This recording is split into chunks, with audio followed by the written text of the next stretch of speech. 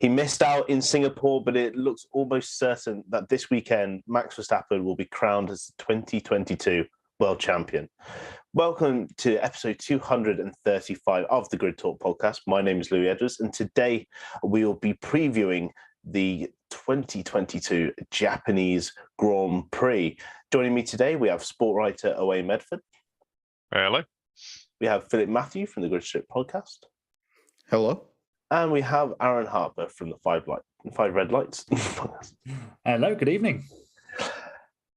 Before we start, if you are not already subscribed, because 70% of you aren't, make sure to subscribe and hit notification. You'll get notified every single time that we go live for one of our podcasts, and you get to get early access, and you also get to ask us questions in the comments. And if you could take time to leave us a 5-star review on iTunes or Spotify, that will be greatly appreciated. So, Owain, we'll just get straight into it. Max had a bit of an unfortunate qualifying and race, which kind of halted his championship sort of stampede that he's been on recently. But he only needs 8 more points than Leclerc this weekend and 6 more than Checo. So a race win and the fastest lap will take it. Do you think he'll manage to pull it off this weekend? I think so. I think some of the issues that have plagued Red Bull at Singapore are, Suzuka's a completely different challenge, and to be honest, it's a much more traditional circuit based on the pace that the car has had everywhere else. I don't really see a scenario other than Max Verstappen having a great weekend. I don't necessarily. I think it's fairly likely that he'll win the championship, and it would be a fairy tale for Honda if he did. Obviously, winning at such an important event for them, it would look even better than last year's one. But it's not sort of a slam dunk. Verstappen realistically has to come first or sort of second. To really make the difference, assuming that Leclerc and Perez are finishing behind him, and he has to outscore both of them. So it's not a done deal, but I think the biggest thing is that it doesn't really matter in that there's still a few races to go. There was a few races to go when he had a first shot outside chance of it in Singapore, and that's the sort of benefit of the early season dominance has now set him up in such a good position that it's almost inevitable that he's going to get it this weekend or maybe in the USA. Yeah, but Philip, Checo's going to play a big role this weekend. As we were saying, it's not a slam dunk. He needs to be finishing first ahead of Leclerc realistically. So a 1-2 for Red Bull is what they'll be dreaming of this weekend, and coming off such a strong weekend in Singapore for Checo, he'll really want to replicate that and hopefully, help his teammate to win his second world championship. Yeah, Checo had a great weekend at Singapore, Louis, and it's if that's similar to what he had at Monaco. It seemed to be that's the best drive. They said it on the telecast. It's the best drive of his career, and honestly, it was. It was him and Leclerc, and they were in a different time zone. The rest of the race was going on behind them. No matter how many neutralizations took place within the race, no matter tire changes, but all that, Checo was at that level that he was ahead early in the season of his teammate. In this case right now, Honda wants a 1-2. They're struggling in other entities on the motorcycle side, and they just lost out on an IMSA title. I think they want this championship here. They know they're going to get both. It's just a matter of when. I think they do want to lock up one of them here in Japan. And as of now, it looks very likely. Verstappen looked very ordinary this weekend. And I'm sure they're going to want to rectify those mistakes. And Checo seems to be very motivated and very comfortable again with the car, which is probably a very bad sign for everybody else. It lines him up very well for a possibility of getting second in the World Championship, Drivers' Championship at least. Yeah, it does set up a great opportunity. But Aaron, this weekend, Ferrari have just got to do what they can, don't they? I think they know that both championships are out of reach, but if they can just keep pushing it as far as they can, if anything, that's just like a small victory for them. They've not let Max take it with so many races to go. They can just keep sort of delaying it that little bit, and maybe have to wait till the US. Yeah, it's just such a case of what might have been for Ferrari, and I think realistically now the last few races are just about winning 2 or 3 of them, trying to win more of them than Red Bull do. I mean, they had the car to win in Singapore as well when the driver was Charles Leclerc. He was absolutely hustling the wheels off the thing at one point. But it was so difficult to pass offline that there was never really a chance to do it. And then he was the driver who made the error. I think, the thing is, Ferrari have got a car that suits pretty much every single track that we're going to go to. It's got straight line speed. It's got downforce in the corners. Okay, it porpoises, but it still gets through the corners and it doesn't look like a buckaroo. But it's just operationally where they're falling down. And you can see realistically Charles Leclerc picking up 4 pole positions in the final 5 races, but only winning 1 of them. And that's just the way the Ferrari season has gone. And for a team of such history and such heritage, and with the drivers that they have, and I say the money, and that's a very touchy subject at the moment, which we won't get into, they should be performing better. And I know that's stating the obvious, but they really, really should. And they should be expecting more from themselves, because they seem all too happy to just settle for second place at the moment. They're not, I feel, doing enough to really take those victories that are on offer. And they could have won every single race this season. It's ridiculous if you think about it like that. And Verstappen is on the brink of sealing a world championship where he's not technically had the car to win every race, if that makes sense. So for Ferrari, a few wins would be almost a mini moral victory, but it's small change in terms of what the big prize could have been this season for them. Yeah, definitely. I think we've said it enough on this podcast, and I think the fan base in general have been saying just how poor Ferrari have been. More sort of just not actually on the track, but off the track. They've been so poor in their decision making. It really, as we look at it now, it really has cost them a world championship. But as you rightfully said, Aaron, and I'll ask you, Owain, what you said. Ferrari do have a very good car. They have the straight line speed. So much of Suzuka, especially that final sector, is flat out. How do you see Ferrari getting on this weekend? Would you be expecting them to really, take control of this race and potentially win it with one of their 2 drivers? I don't think the fact that they've got the car for it is in doubt whatsoever. They showed in Monza that they had good straight line speed, and they've tended to have a bit more downforce than the Red Bull has sort of had if they need to put it on, and that's obviously going to help them in multiple sections of Suzuka, particularly the first and second sector. I think the biggest thing though is, I think obviously Aaron touched on it, is that sure they've had a car fast enough to do it, but it's almost like they're the Man United of Formula One, where they've got all the resources that they're allowed. They have this huge the most famous name in motorsport. They've got honestly just people who. Every racing driver who's coming up through the ranks writes to Ferrari and asks them to keep an eye on them, because it's got to be everyone's dream in some way. I think you'd be crazy to say otherwise, but for whatever reason, they've been unable to convert that. I know they were close in Singapore, and getting the result they did was fairly good, but they still lost out at the start. And Leclerc, for whatever reason, I know it was a tricky race with the conditions and things like that, could not get past. And there's a niggling feeling in the back of my mind that, yeah, sure, they've got the straight line speed, they've got the downforce, they've got the ability to do it, but it's man and machine, and it's one half of that just seems to be letting them down every single time.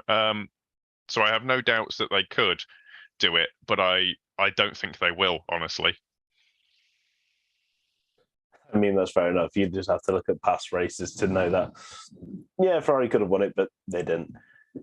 Philip, Mercedes didn't have a great weekend in the wet. I think if that Singapore race was dry, start to finish, it would have been a lot better. But this weekend, again, it does look like rain is forecast. Whether, it's only forecast, whether or not it actually happens is unknown. But do you think, how much of an impact do you think it will have on Mercedes' results this weekend if it does rain compared to if it stays dry? Well, I think there won't be anywhere near as much humidity at Suzuka as there was at Singapore. That's one thing. Of course, they'll also run in daytime. I don't know who's calling the race. This Fritas guy delayed the race yesterday for an hour for no reason. He delayed the Monaco Grand Prix for an hour, made them go out, or like he made them go out for a lap, then he delayed the Monaco Grand Prix for an hour, and we only had 64 laps. So who knows what they're going to do. I mean, I guess I grew up watching Formula One. When the time was scheduled to race, they would race, and they put full wets on, and they'd go and let her all go. In today's day and age of Formula One, I guess we need to have damp racetracks to race, which is insane because you have full wet weather and intermediate tires and a good amount of strong drivers and teams. I mean, I think the car's gotten better. The Suzuka circuit is more of a balance. It's not like it's such a fast track. It's not overly fast, but it's more tight and twisty.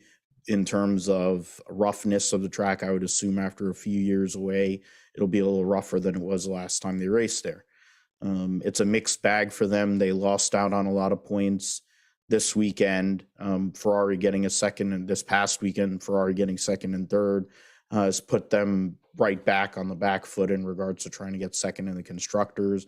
George Russell's first non-top five finish while finishing a race in a basically nightmare scenario of a weekend for him. Lewis was trying very hard, but had nothing. Car was not very fast. In the grand scheme of things, it's something where they want to be able to, I think, get a couple of cars in the top six. I mean, that's really the goal. They should be. They're the third best car on the grid. They should be aiming for that. I would think that's on the cards.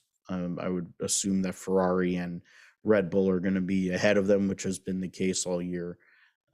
I do think that both of them will be motivated to make up for what ended up not being a great result on Sunday. I mean, Lewis had a decent shot on Saturday in qualifying.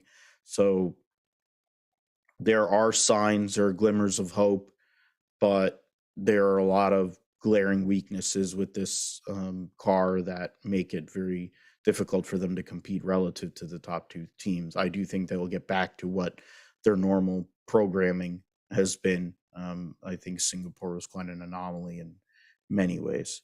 Hopefully the temperatures aren't so low that they can't switch the tires on, which then would expose one of the other issues that car has. Very true. Just going to touch, Aaron, on that sort of nightmarish sort of weekend, not only for Lewis Hamilton, but for George Russell. Russell just all weekend, even from practice to the race, just nothing went his way. So he'll be wanting to come back and fight again and get back into that P5 sort of position this weekend. Yeah, I think you'll see George come back with a little bit of a point to prove. I mean, he was on a hiding to nothing as soon as they changed the engine, the power unit. But the thing is that they're not really in a massive battle. Well, they're in a battle for P2 in the constructors, but it's not the end of the world for Mercedes if they don't, because they're in this business to be the winners. And that's how Lewis Hamilton deals. He deals in wins, and that's it. And that's why he was so frustrated yesterday. But I think you'll see a stronger performance from Mercedes. But again, like Phil touched on, is that Achilles heel of being able to generate tyre temperature. So long as it's dry, they won't have a problem. And the car has performed better with higher downforce. So that's why it looks so good around Singapore. And in the first sector, and up until the hairpin, the Kobayashi hairpin, as I call it, that you need downforce. So you need downforce through the S's, through Degner, and into that hairpin. But once you get out of there, the ramp to Spoon, and then down to 130R, you're going to be looking at pure straight line performance. And that's where the Mercedes also gets shown up at the moment this year. It's not a lack of power from the power unit. It's just their car is incredibly draggy, because we've seen the Williams be able to blow everybody away in sectors with a lot of straight lines, but yet they're propping up the constructors table. So as long as it's dry, I think George Russell has a chance of returning to that top 5 form that we've seen through much of this season. But if it rains, they could be in a world of hurt. Alpine and McLaren could be in there, or Aston Martin. Lance Stroll did a great job yesterday in the wet. He always goes well in the wet. So does Sebastian Vettel. And, that you could see an Aston Martin pull out a freak result or something. But I think in the dry, Mercedes should be aiming for a podium. Yeah, definitely. It'll definitely be, as you said, like a weekend of redemption for that Mercedes team, and both drivers will be there with a point to prove. But last weekend, Owain, McLaren made their point that they've been needing to prove for quite a long time this season. They've now jumped up to 4th in the constructors after Alpine's absolute horror weekend. And a weekend like that is exactly what McLaren need moving forward. Both their drivers doing very well, the strategy being better than it usually is. Often, on we focus a lot on Ferrari strategies, but I think equally McLaren strategies this season have been slightly questionable. But a great drive from both Norris and Ricciardo saw them score a huge haul of points. And if it rains again, like Aaron said, we would hope that McLaren would be up there again. Yeah, of course. I think the issue is, you got to hope that maybe there's some confidence that's gone back Ricciardo's way, and he's feeling a bit better about himself, so he can put in a similar kind of performance. Lando Norris, I don't think it's any doubt that he's going to put in a performance like that. But the thing is, McLaren needs it to rain, and they probably need Alpine to have a similarly bad weekend to boot. It is a really tenuous grasp on 4th place in the constructors that they have, and I think it's tenuous at best. It's a bit of a toss up, really, whether they continue that form. But obviously they'll want to continue it, and you never know. It's one of a good result like that can sort of kickstart your team and just kind of set the ball rolling. And it's you got to remember that the Alpines behind, they'll be dejected. They've been sort of worrying about the McLarens all season, and now their sort of greatest fear, I imagine, has come to pass, where they have a nightmare of a weekend in Singapore, where they could have got a whole lot of points last weekend, and now they've lost that crucial 4th place in the constructors, and it could just sort of all start to mount up, and it's a psychological battle in the team and with the drivers at the end of the day. So. I think there's promise for McLaren there, but I think they do need things to go a bit their way. Oh yeah, definitely, because Philip, it's just there's been just such a severe lack of consistency at McLaren. It's just 1 weekend end up that 1 weekend they're up, 1 weekend they're down. We're never really sure what Daniel Ricciardo is going to do going into any weekend. We know Lando is going to be somewhere probably around the bottom end of the points, because that's where McLaren often finish at the moment. But do you see McLaren regaining any sort of consistency between now and the end of the season, with the races coming up, for them to, like Owain said, try and luck their way into 4th in the constructors? I think Owain mentioned it. You're talking about Daniel Ricciardo in his last few races for McLaren, I think it really has to do with what he does. For a lot of this season with the Alpine team, it started first at Ocon and then it became Alonso, and then they both started to finish in the points and get double point finishes, get that huge gap, 2 versus 1. If Ricciardo can have some sort of renaissance of sorts and finish out this season strong to whatever sabbatical, whether he's going to run WEC, run Project 91 in the States and NASCAR, whatever he wants to do. If he can get back up there, if he could qualify better, I think that would be a step in the right direction. Getting into Q2, give himself a chance to get into Q3. And then if you're actually battling with Alonso and Ocon, then it keeps them in the mix. Yes, last weekend was a great opportunity for them to gain a lot of points. Best finish of the year for Ricciardo. It was the safety car came out, the full safety car came out at a great time for them. And but they're going to need to continue to basically mirror the Alpines. They have to be a spot ahead. That's essentially what it is. If they may end up canceling each other out points wise the rest of the year, but they have to take their positions. And if one of these other big 3 teams have issues, they have to be in a position to pounce for a 4th place or a 5th or whatever that may be. McLaren has that ability. They're committed to that. I think they're also committed to their future, seemingly, since the announcement of Alex Palou being signed for 2024 came through, but not for Formula One. Of course, that's for IndyCar, maybe, or Formula One, or insert racing series that McLaren isn't involved in yet. But I mean, the fact is they're committed. They're here for the long haul. They want to actually be there. Alpine's now going to go through an obvious driver change with likelihood of Gasly coming over. So that's going to take time. And then you're going to add Piastri coming into the fold, being a rookie. He's going to have his growing pains having to learn, even though he's very talented. So McLaren wants to utilize, and especially in this era, every dollar counts. It always did, but now with the cost cap era and in certain areas, I'm sure they would want that extra position in the Constructors' Championship.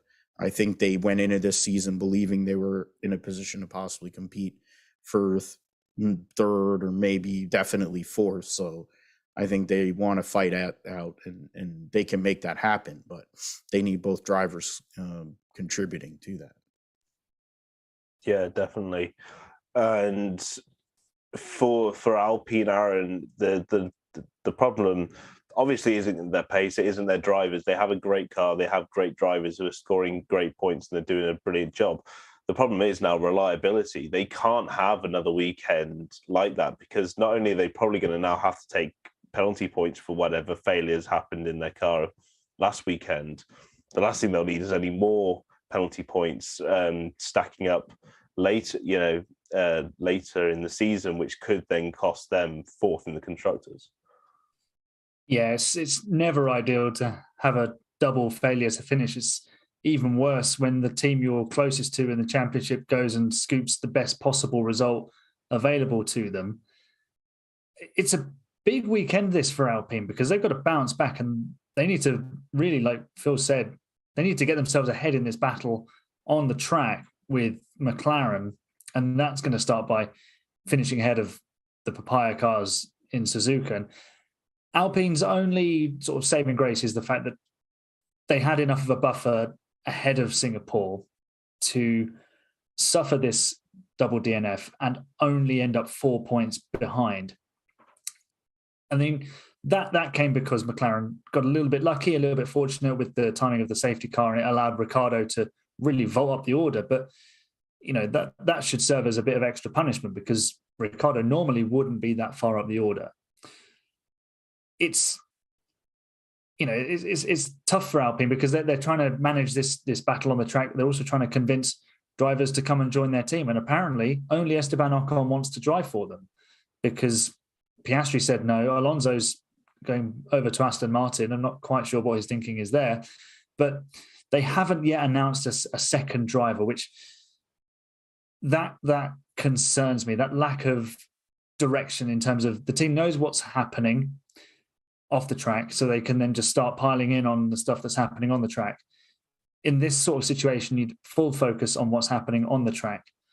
So you do wonder quite where the direction is at Alpine. They do fluctuate quite a bit, but they have a faster package than the McLaren. They're regularly just a little bit ahead of them, and especially with Alonso at the moment, who's driving beautifully, although he's not quite getting the fortune. It's important that Alpine, I believe they've failed to score in the last 2 races, actually. I'm just thinking off the top of my head, because Ocon didn't score. And I think Alonso, he failed in Italy, didn't he? So that's 2 races, double DNF. So even worse. It's a really important weekend, even more so now, because they've got to get back to scoring ways. And definitely they can't afford any more double sort of double nil point, as you say in French. But Owain, there is always a certain confidence in Alpine when their car isn't failing, that they are going to score points. And the inevitability is that, as Aaron said, Fernando Alonso is doing a great job when his car gets him to the end of the race, and Ocon also is doing a good job. They've got 2 very good drivers on there, more than capable of taking them to 4th place. Yeah. I was just having a look back through the results, and if we go back to Belgium, which I think is probably the nearest track in terms of sort of layout and configuration and the types of corners that are in there, you only have to look at Alpine's results. Obviously, it was slightly affected by some retirements and some slightly poor strategy, I think, for Charles Leclerc. But that's got Fernando Alonso and Esteban Ocon in 5th and 7th, respectively. So it's not out of the realms of possibility that the car is fast enough to pull out results, and it's a track that it should suit. I can really see the Alpines sort of overturning, assuming in a normal race. I could see them overturning that 4 points, and it is a blessing that they had that kind of buffer that they needed for situations exactly like this. I think it's almost 2 races without scoring points is particularly with 3 DNFs in them is not great. Assuming they can keep the reliability together. And they're not affected by, as you say, sort of penalty points later in the season, particularly here at Suzuka. I think this is one of their better chances to grab some points and sort of put McLaren back in their place. Very much so. It's a very sort of a crucial time for Alpine right now, just to make sure that they're bouncing back and they're getting good points again if they want to stay ahead of McLaren. But we take sort of a big leap downwards, Philip, especially in the constructors' point standings. But Alfa Romeo, Zhou right now can't get any luck. He's really not been a very lucky person. Having Nicholas Latifi not looking in his mirrors isn't helping that. And then just Bottas not really having the pace. It could be quite a tough weekend for Alfa Romeo, because it's really hard to ever predict where they're going to be, but more often than not, one of them's going to be out in Q1. And that's the shame of it. I think at the start of the year, the 2 customer Ferrari teams had good starts, minus the power unit issues or other things that may have came up. As the season has gone on, both Alpha, Sauber, and Haas have kind of gone downwards and have been very inconsistent. This race yesterday was a perfect opportunity. If Zhou could have finished, probably would have been in the points or had a chance at points. Bottas, just another unfortunate weekend for both of them, really. And it's something where, and it's true what you said, that we don't know what they're going to be from week to week, from race to race. Bottas ends up finishing 11th. He ended up being, 28 seconds or 19 seconds off of the points. And there were, he finished ahead. There was only one other car in the lead lap. That was Magnussen right behind him. So, I mean, maybe they'll show up. They'll have a good piece for there. I'm thinking more they'll be better at the flyaway races at the U.S. Grand Prix and Mexico. That's my thinking because of the power. But it's a race where you just don't want to take damage. At this point, that's where some of these teams are at. It's some of the accidents. I mean, Haas is in that role, considering the stuff with Mick, some of the massive accidents he's had. I know for Zhou having that horrible wreck at in the British Grand Prix to start the race, I think, just finishing is the goal. Whether they actually get anything out of it, points wise, is maybe secondary. Being able to get data to build towards next year, I think that's really what it is for them. Hopefully Zhou can actually get a finish. I think his weekend was left wanting. I think he would have been able to kind of sneak up there. He would have been right there with Bottas probably. But we'll see what happens with that. They're both back for next year. They know that at least for one more year, it's continuity. So it's really building towards 23 for those guys and everybody behind them. Yeah, exactly. Aaron, I was just having a look through the results. It really is such a mixed bag for Alfa Romeo. Like Owain, I sort of looked at Belgium to see where they were similar, but they were absolutely nowhere. Bottas a lap down, Zhou almost a lap down. But then Italy with the high speed, Zhou was 10th, but I think that's more to do with his the DRS train that kind of forms in Monza. Which you're not really going to get, especially with the first couple of sectors in Japan. It's going to make it a bit more difficult to follow. So, it's not really high hopes for points, Alfa Romeo, but, if they could sneak 10th, I guess they'll be incredibly happy with it. Yeah, I think they're on the fringes of the points. And for me, the big problem for Alfa Romeo has just been their massive unreliability. I think they've completed the fewest amount of laps between all the teams this season. It's absolutely wretched. I mean, Bottas started this season absolutely with porridge full in his belly, and someone needs to feed him because he hasn't scored any points since Canada, which for a race winner of his caliber, that is quite the barren spell. And Zhou has only scored once since Canada as well, which was, of course, the Italian Grand Prix, in which he finished behind Nick de Vries. And I don't think that's, a slight against the two drivers. And Zhou, of course, is a rookie, but he's done a good job and thoroughly earned that new contract. And Bottas, we know what Bottas is. He's very good on his day. But that car has just been so unreliable. It's got the pace to be solidly in the midfield. It just, at the slightest hint of a breeze, it just goes, no, I'm falling apart today. That's it.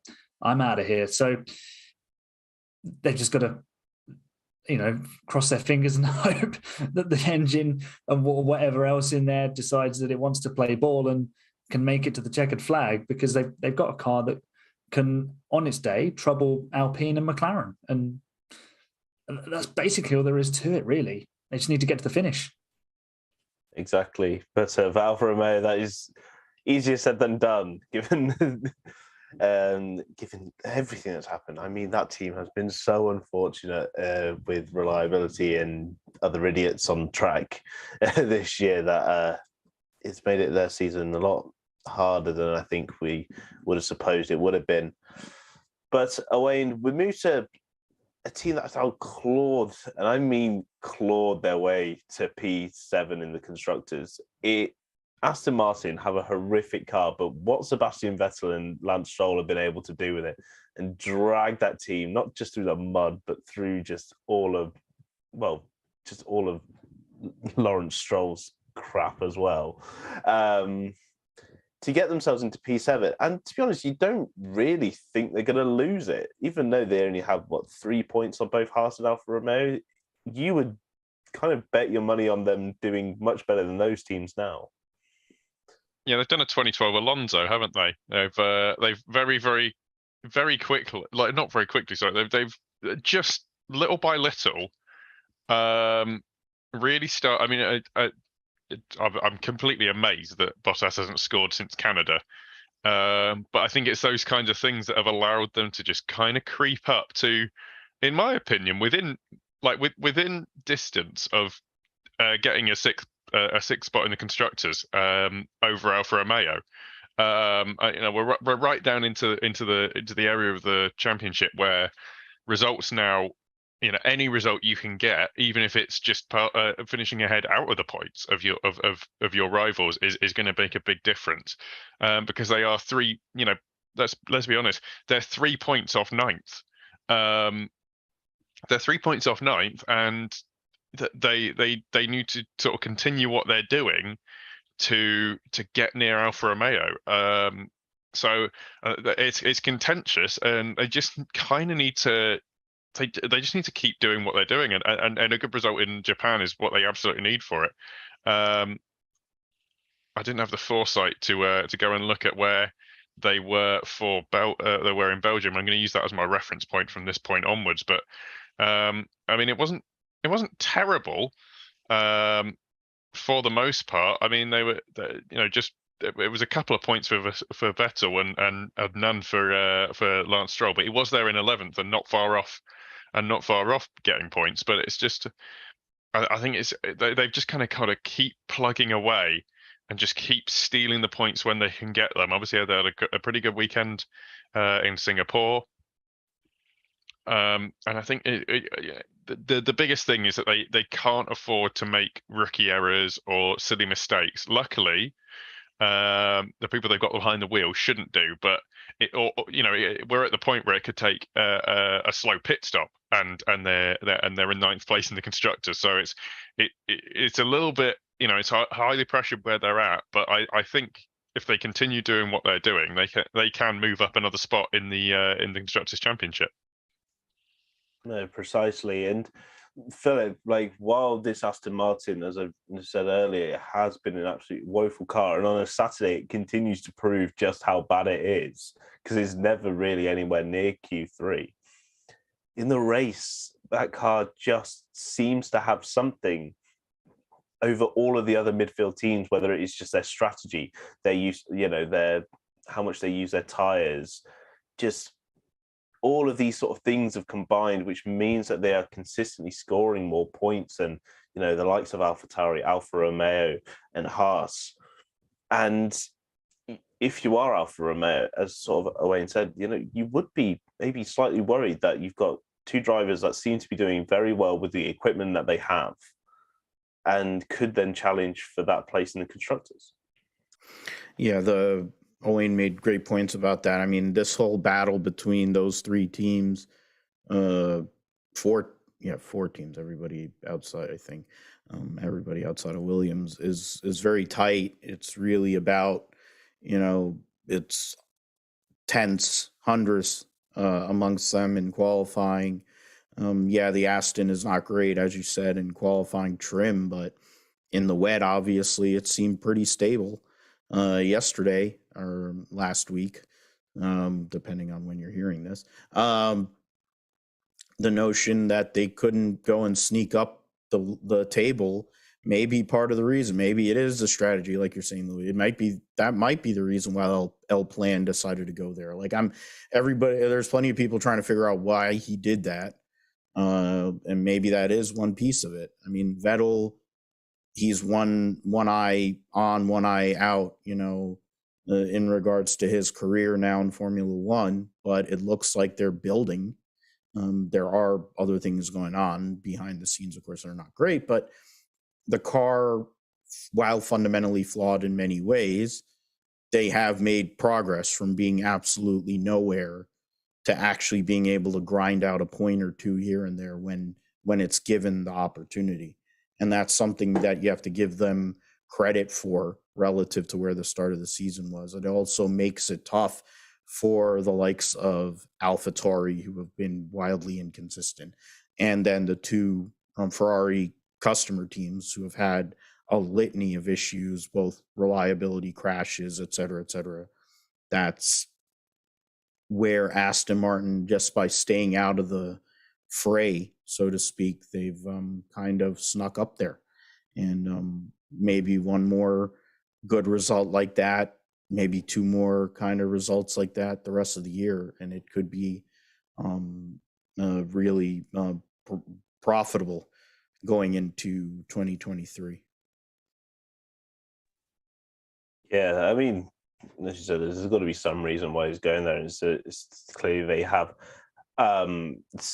something that Fernando wants, and what Fernando wants often doesn't get. So it'd be interesting to see how it does play out.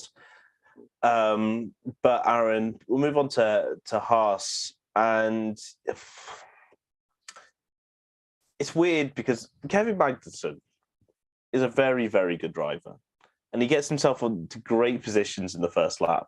But then he also gets himself into accidents in first laps, which means that with the way that Mick doesn't really score many points, he kind of ruins his Haas, weekend within the very first lap. And given how tight that first two corners in Japan are, you'll be really. If I was sat on the pit wall, I'd be really hoping he just comes through it, with his front wing. Yeah, maybe he needs to relax his inner lap one Grosjean-ness from 2012 and keep everything on the car. I mean, maybe this is why Haas have not really developed that car all too much, because they're constantly having to reconstruct front wings for Kevin Magnussen. But, I mean, jokes aside, he's done a fantastic job for that team. Let's be honest, I think we all thought that team was pretty much dead and buried about 18 months ago. They were probably drifting their way out of Formula One, probably going to be sold to someone and go through 1,000 different names, and then they'd end up in the hands of someone who was all right on paper, but actually had a dodgy background. And, we've seen many teams go through things like that.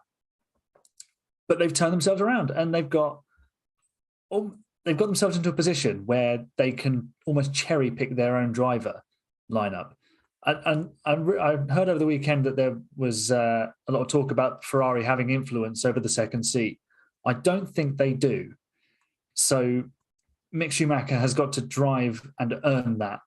I mean, he's left the FDA anyway, so he's definitely got to earn it, but there's no reason for Haas to keep him. But as for Kevin Magnussen, I mean, he's done a brilliant job. And yes, he's had a few skirmishes here and there, and he's made friends with the meatball flag.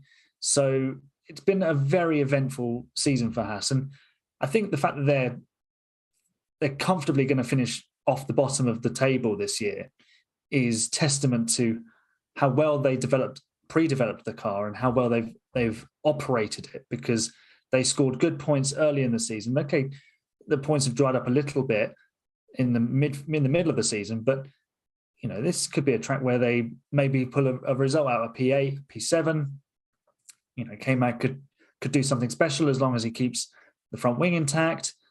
So it's not all doom and gloom at Haas. It's just the classic midfieldness of a midfield team, where they have a few races where they're really good, and then they'll have a few races where they're kind of nowhere, and then they reappear in the midfield again. So, from what this team could have been, it could have been a black hole of despair and people going out of jobs when the world is, in such a difficult situation. They've kept themselves afloat, and, all the power to them. They are doing great in terms of, compared to last season at least. So very happy for them. I think the last 5 races are a bit of a free hit for them. Yeah, exactly. And Owain, this weekend it'll be Mick's first time driving, I think an F1 car around Suzuka. He may have been here previously in his career, I'm not too sure, but especially in the last 2 or 3 years, he definitely wouldn't have raced here. So, it presents a good opportunity for Mick, on a brand new track to maybe show us something that we haven't really been seeing from him for a lot of this season. And like Aaron says, be, a part of the surprise when Haas find themselves back up in the midfield. If I could unmute, that'd be great. Potentially. I don't see it. I'll be honest. I think Mick's been sort of fine. I think would be the best way to put it. He's not. He's been there or thereabouts, and to be honest, he's definitely toned down some of the more expensive, to be honest, elements of his driving. But he's not. I don't think he's set the world alight really. And I think he, as Aaron said, he really does have to.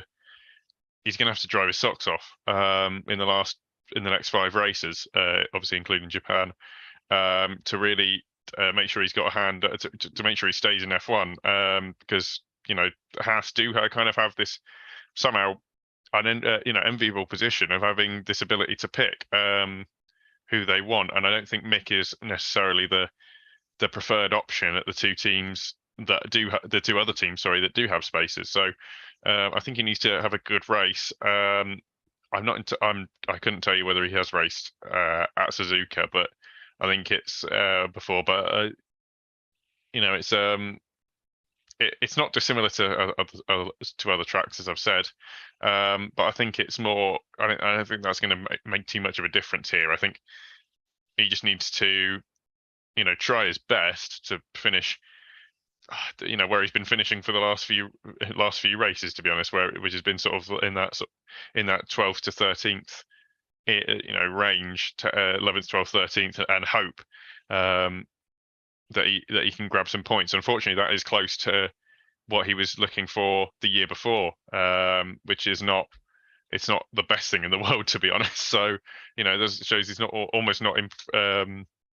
not really gone forward. I don't know how much of that is the car and how much is him, but I think it's a tricky one. It's a tricky one for him, and I wish the best for him because I do like seeing Mick around, but I don't think it's going to be a walk in the park to keep that seat. No, he's under a lot of pressure now, and I think even with that Ferrari backing, it still would have been difficult for him, but. We'll kind of speed run, these last two teams with you, Philip and Aaron. So, Philip, we'll start with you. AlphaTauri are terrible, but yeah. other than that, there's not really too much you can say. Yuki was back to normal Yuki, and if it rains, I know it's his home Grand Prix, but I'm not gonna particularly expect much. And then Gasly, who is, definitely looking for the door right now. Only been able to pick up a single point last weekend, and it's not really what AlphaTauri need. Yeah, and him coming out and basically saying they screwed up a possibility of a decent result, as it says on motorsport.com, speaks to where he is going. I mean, mentioned it earlier in the whole Alpine conversation. Nick DeVries also was brought up as well earlier. So, the end of days for Pierre Gasly at the Red Bull driver development farm. He'll probably won't be great. Yuki will want to have a good run this weekend.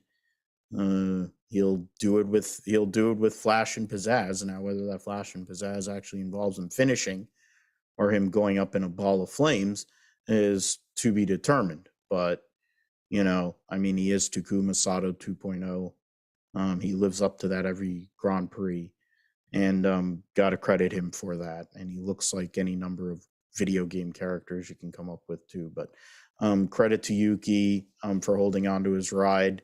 I think Iwasa's coming for that one in 2024. And then whoever else is left in Red Bull's driver development program, since it's been so successful. But for Gasly, I think for him to get into another car and whatever argy-bargy that might be involved with him and Ocon, notwithstanding, I think him being in a factory ride with another team, a completely different entity, and a fresh start is something he really needs at the moment to keep him progressing. Because this year has been a terrible year, and even going back to last year, it wasn't as great.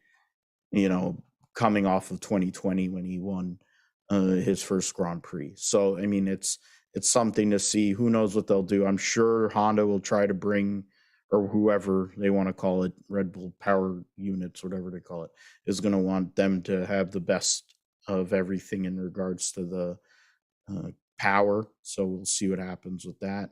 Maybe they can pull a result, but it's highly doubtful. Yeah, it's unfortunately it's really highly doubtful. You know, a team that's been so successful over the last few years just really kind of plummeted down. It's been a bit of a shame to see.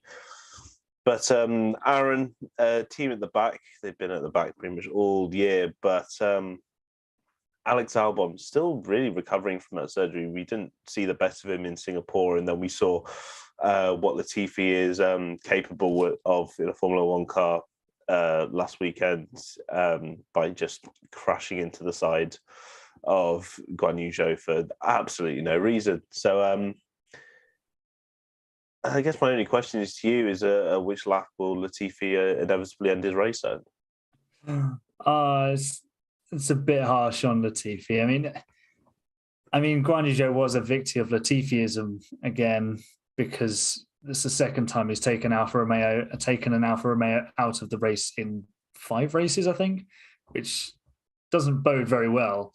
But in defense of Nicholas Latifi, mirrors on an F1 car are about as useful as a chocolate teapot. So, and it's even less so in the wet. So, there is some sort of defense there, but he is taking a grid drop for that because, you know, he'll qualify somewhere above 20th, of course, in this Williams.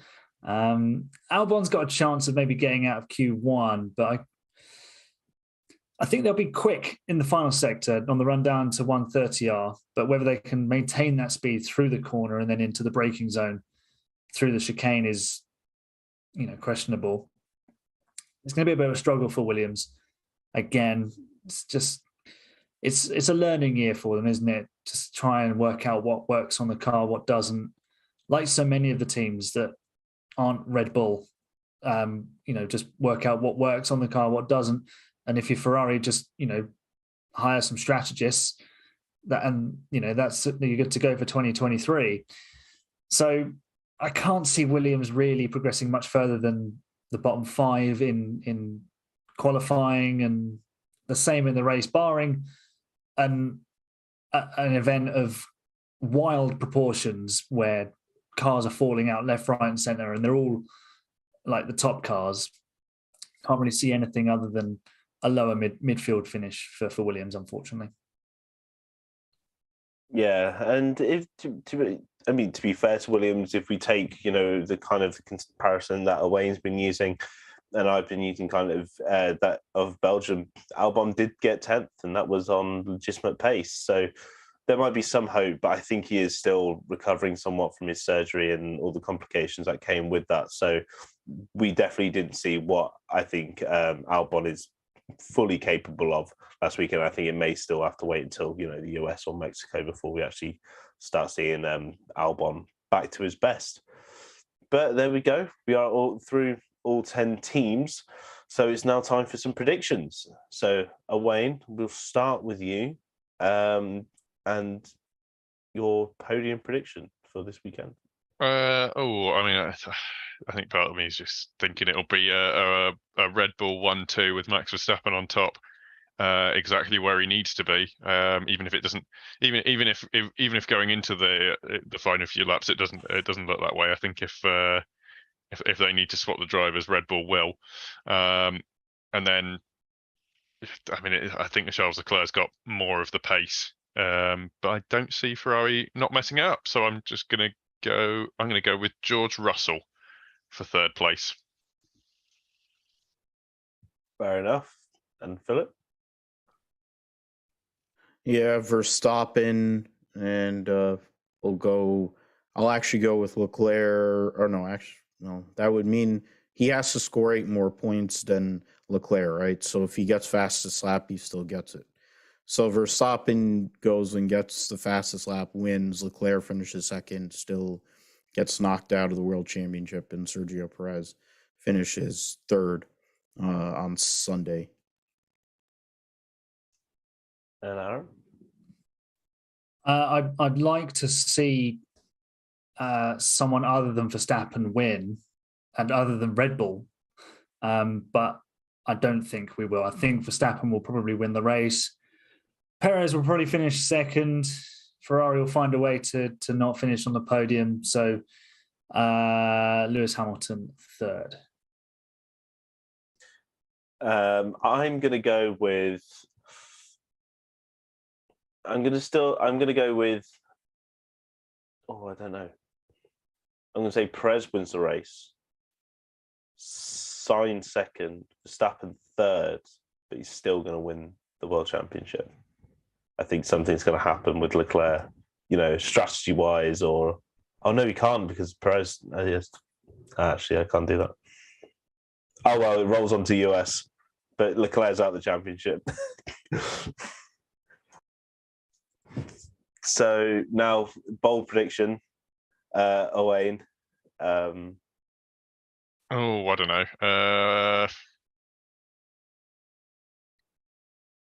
I'm going to go with a McLaren on the podium because I can. Yeah, we're at this point in the season where you can just say it. Philip? Fred qualifies in the top 5 and finishes in the top 4. That's part of his plan. Fair enough. Aaron? Aston Martin to get a top 10 points finish. Fair enough. I'm going to go with both Haas's in the points. I think that's is bold enough, considering how terrible Haas are at the moment. So yeah, that is all from us today. If you are listening to the show right now, know that we do live stream all of our shows, as you can see. But if you don't, subscribe to us on YouTube, why not? You get to watch all of the shows as they're recorded. You also get to interact with us in the comments. We do post shows after the podcast. So come in and say hello. And if you do come over, make sure to subscribe and also hit the bell notification so you're notified every single time that we upload. We're also available on Spotify, Apple Music, Amazon Music, Google Podcasts, Pocket Casts, Verbal, as well as the F1 Chronicle websites.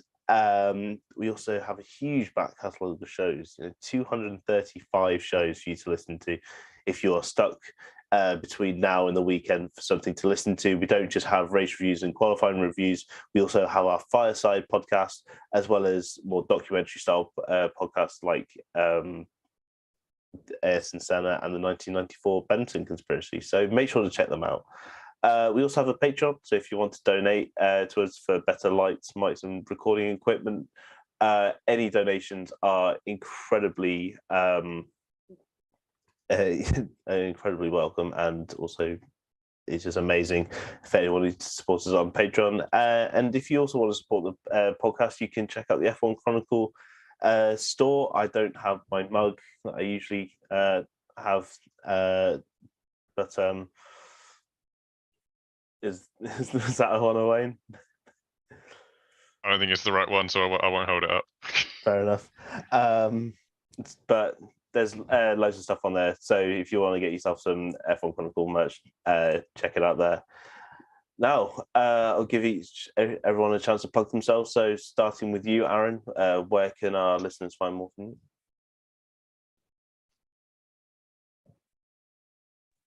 Sorry, mouse problems. It's a bit slow in reacting. You can find me on Twitter at 5_red_lights. If you're watching the YouTube version, you can actually see my links on my screen, perhaps. So you can find me there. You can find my show on YouTube and on all good podcast platforms. You can find my written work on f1chronicle.com and insidef2.com. Thank you, Aaron. And Philip, where can we find more from you? Yeah, you can find me at Philip G. Mathew on Twitter and Philip G. Mathew 28 on Instagram. You can find my show, the Grip Strip Podcast, with Josh Huffine, JP Huffine on Twitter. We're at Grip Strip Pod. Basically, anywhere you can listen to podcasts, you can find the Grip Strip Podcast. If it goes fast, we usually talk about it on the GSP. We'll be doing episode 137 in a kind of a different form tonight, later tonight here in the U.S. So we'll be talking about all things Singapore. We'll also be talking about Talladega for the NASCAR weekend. The Roval will be coming up this weekend for NASCAR. So that'll be crazy. Japanese Grand Prix preview. And the great race, Bathurst 1000, is coming up this weekend. So amongst things that we'll talk about in the roundup, and NFL stuff that's going on, since the 49ers are going to be playing here in a few hours. So I'll be probably live announcing while my show is going on. So that could go good or bad. So thanks for listening. Thanks for following. Great job by you, Louis. Great to be on with you guys, Owain and Aaron, and it's great to always be a part of the Grid Talk team. Thank you very much, Philip. And finally, Owain. I tweet things sometimes, but I've said that twice this week over the course of this weekend, so I'm not going to bother with that. But I think the best way to find me would be when I'm a co-host here on the Grid Talk podcast. That's I think the easiest. Yeah, the same goes for me. If you want to hear my views on Formula One, I'm usually on here. So whether it's hosting or as a guest, so if you want to, get anything from me, make sure that you're following the Grid Talk podcast, and yeah, you get to hear from lovely people like me and my guests today. So obviously, I want to thank all my guests for joining me today, and we will be available this weekend. Not sure quite what the times yet, but as Japan's early, so expect it to be kind of probably just before noon UK time for both qualifying and the race review shows this weekend. But until then, thank you so much for listening.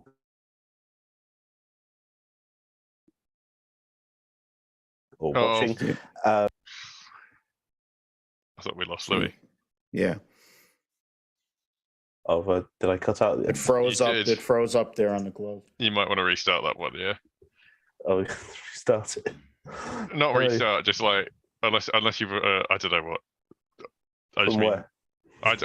I don't know where it stopped. I wasn't paying massive attention. I just know that your thing cut out. You so I'm not said sure if it recorded. The last thing that you said, sorry, Owain, was like you're telling us about the times that it may be on, and then it spazzed after that, essentially. So okay, I don't know where that is. I will just start from. I want to thank all my guests, and I assume we're off. Are we off stream now, Aidan? So I'll just keep it. Oh,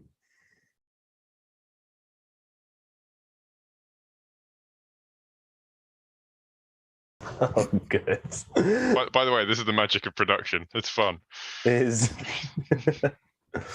as awkward as this season has become, and what that deal on Wednesday is going to be like.